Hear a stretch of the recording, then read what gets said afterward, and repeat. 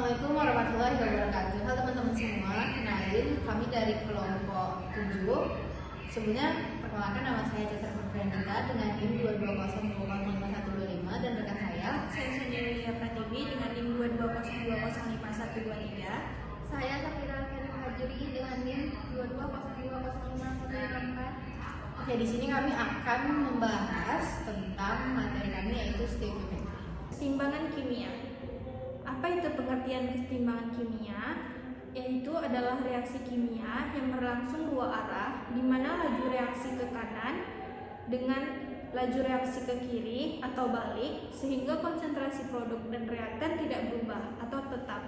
Ciri-ciri kesetimbangan kimia: yang pertama, reaksi berlangsungnya dua arah; yang kedua, konsentrasi produk dan reaktan tidak berubah; yang ketiga, laju reaksi maju ke kanan sama dengan laju reaksi balik ke kiri; yang keempat, tidak terjadi perubahan secara makrofis, tetapi secara mikrofis reaksi tetap berlangsung.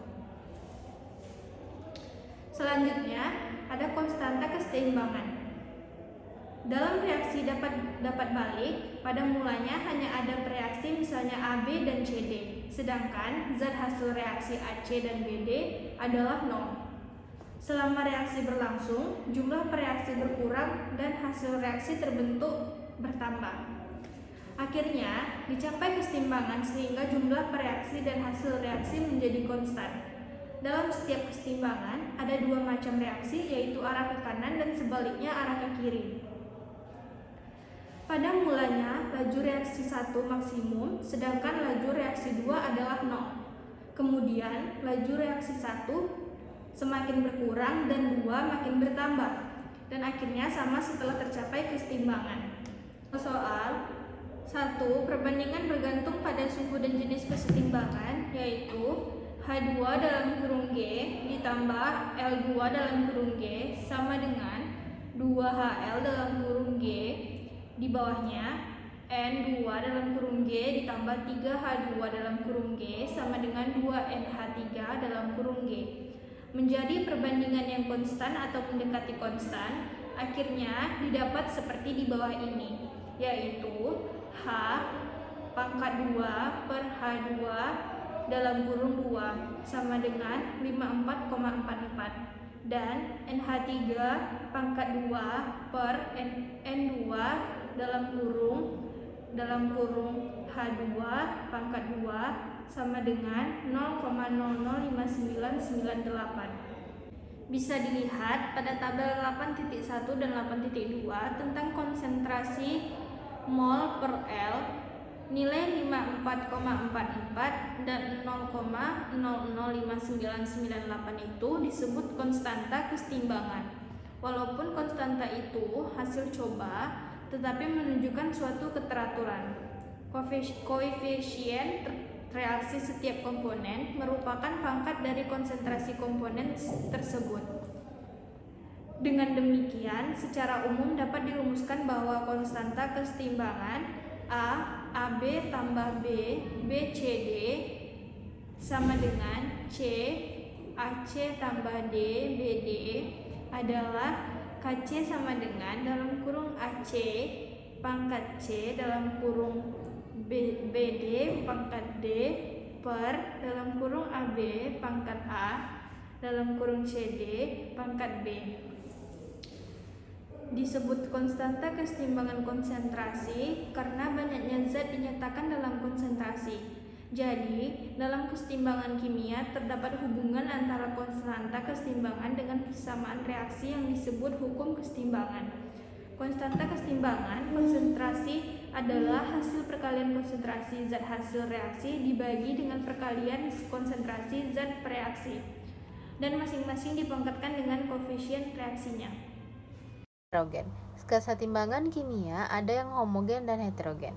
Kesetimbangan homogen adalah kesetimbangan yang semua zatnya terlibat berwujud sama. Contoh, H2 tambah I2 menghasilkan 2HI. Sesuai dengan hukum kesetimbangan, konstanta kesetimbangan Kc atau Kp ini dapat dirumuskan dari reaksinya, sebagaimana telah dijelaskan. Di sini akan dibahas kesetimbangan heterogen, yaitu kesetimbangan yang wujud zatnya berbeda.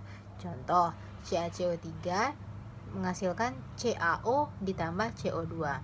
Cara menentukan konstanta kesetimbangan heterogen sedikit berbeda dari yang kesetimbangan homogen. Contohnya Kc sama dengan CaCO3 dibagi CaO. Kita lanjut. Kesetimbangan ini dapat dilukiskan pada gambar 8.5. Sistem ini mengandung zat padat dan gas dalam ruang tertutup. Zat padat yaitu CaCO3 dan CaO akan jatuh ke dasar bejana, sedangkan molekul gas CO2 selalu bergerak dan mengisi semua ruangan bejana.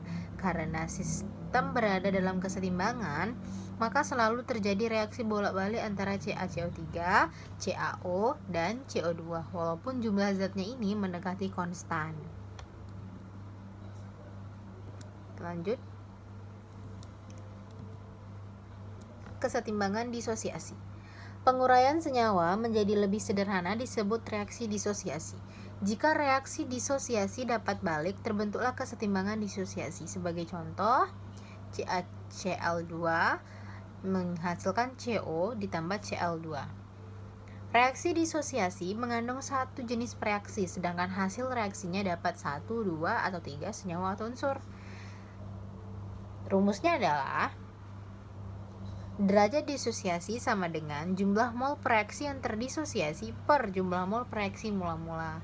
Nilai derajat disosiasi itu berada antara 0 dan 1. Nilai derajat disosiasi adalah 0.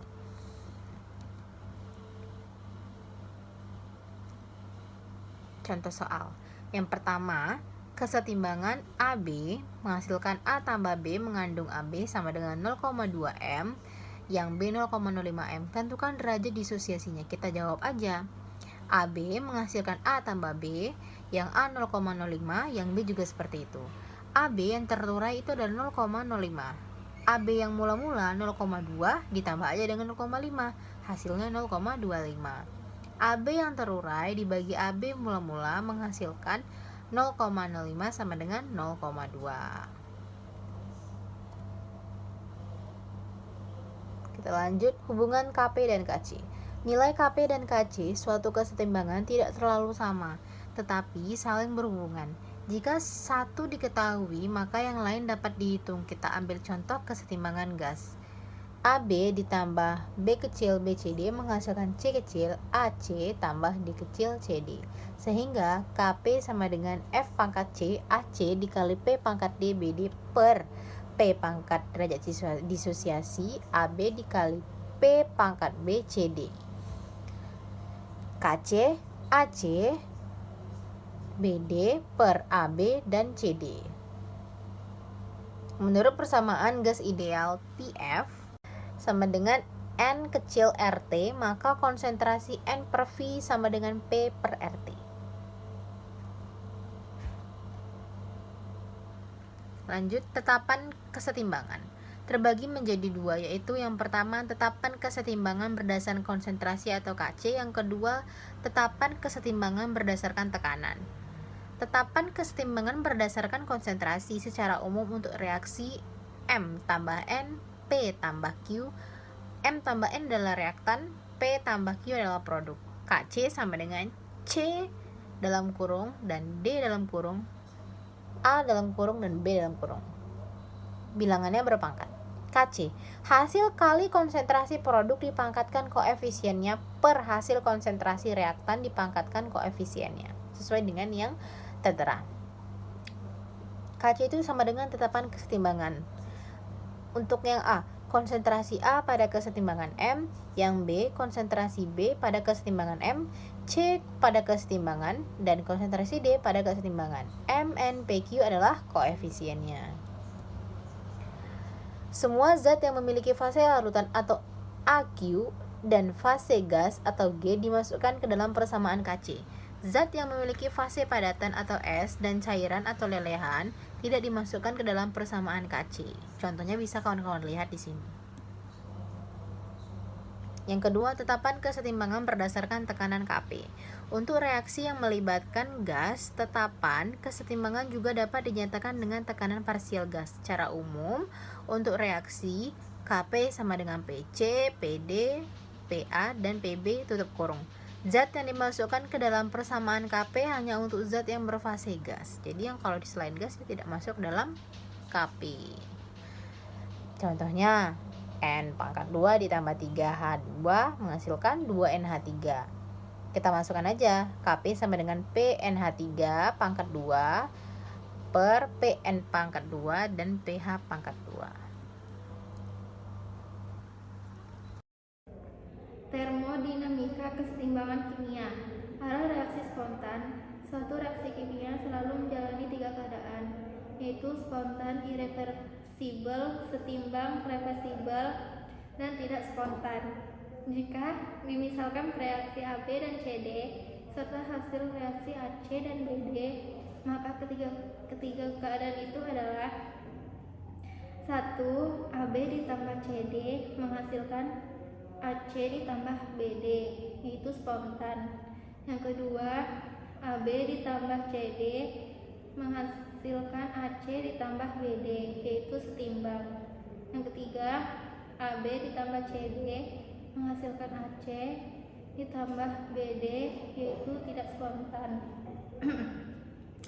Hubungan G dan Kp.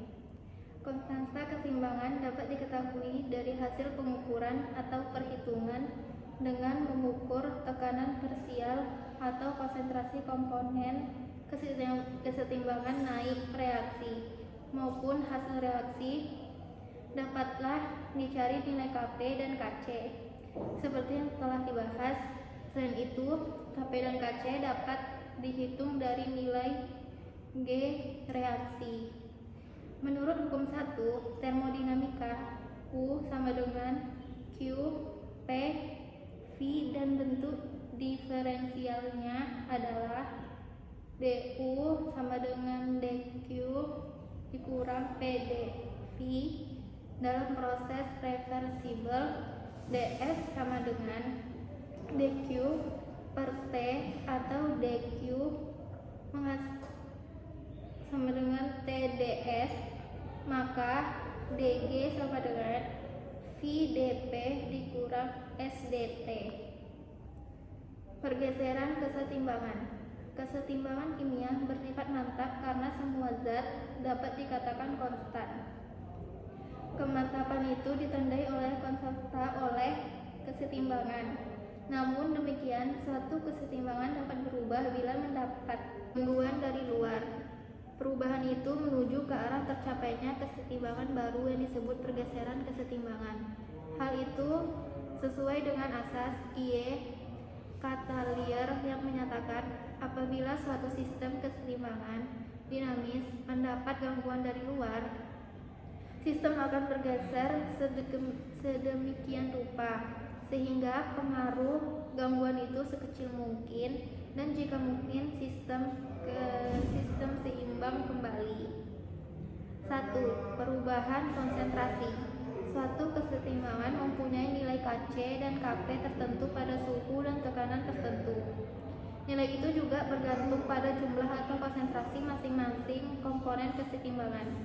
Jika jumlah atau konsentrasi satu atau beberapa komponen diubah, terjadilah pergeseran sistem untuk mencapai kesetimbangan baru. Yang kedua, perubahan suhu. Perubahan konsentrasi suhu suatu kesetimbangan dapat mengubah jumlah reaksi dan hasil reaksi, tetapi konstanta keseimbangannya tetap sedangkan perubahan suhu mengubah jumlah zat dan juga kesetimbangan. Suatu kesetimbangan terdiri dari dua reaksi bolak-balik.